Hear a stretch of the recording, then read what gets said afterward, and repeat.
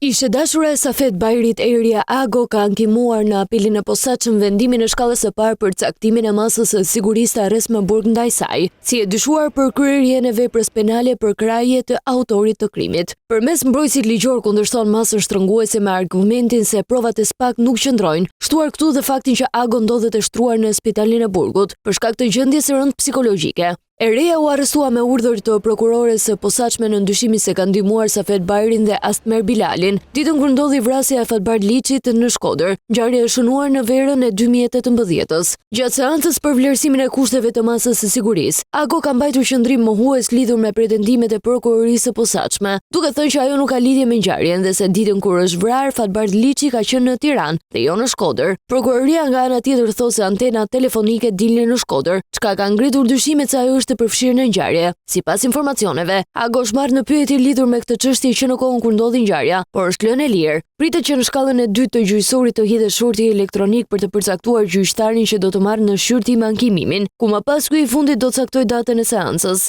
Për të njëjtën ngjarje, kanë ankimuar masën në apel edhe 3 të dyshuarit për vrasjen e Liçit, Safet Bajri, Astmer Bilali dhe Behar Bajri.